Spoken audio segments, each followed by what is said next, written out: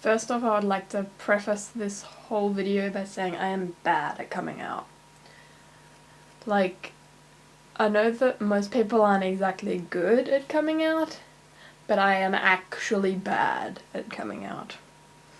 The highlight of my coming out as trans escapades so far have been telling someone else I was trans whilst complaining about how I tried to come out to someone else and it didn't go well. And someone nagging me for my Tumblr so much that I just gave it to them, and my Tumblr is quite transalicious. I've had to, recently, the only thing that's really changed in my coming out wise is I've had to email the residential college I want to attend in regard to their policy surrounding transgender students. Not what I wanted to have to do. I wish I could just be like, male, ooh, hell's be with the boys. But I want to make sure that's going to be the case, and I'm not going to rock up and have spent $17,000 to spend a year in a dorm full of girls. I think I haven't come out to my parents yet, in case none of you have watched my intro video. But I do have experience coming out as both a lesbian and, while it's not actually coming out, as being diagnosed with autism. And I think I would like to take a bit of a spin on this topic and compare those, because there's a lot of talk about being trans and how that's a medical condition and things, and how the possibility of getting medical practitioners involved in my coming out or something.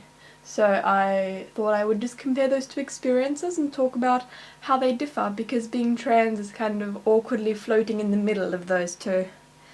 When I came out as liking girls, I did it out of necessity. That's the only reason I ever come out, basically.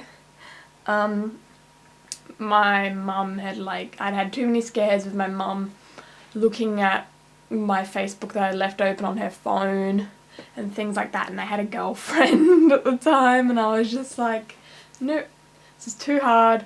So I just took my mum out to lunch one day, told her, and always cried, so I'm not ever coming out in public again.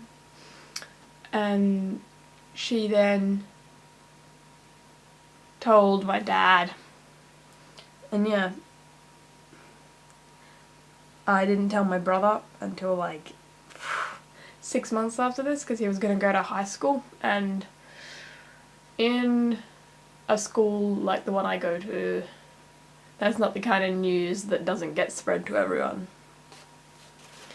My experience with being diagnosed with autism was quite different. I was referred to a psychiatrist by the school. The psychiatrist then referred me to a pediatrician. This was in the space of a year, because getting referrals to specialists in a small town it's a long process, as it is everywhere. So I went along to the pediatrician, fully expecting to get nothing out of the visit. I was like, I'm normal. So I got the diagnosis, and my parents took it quite hard.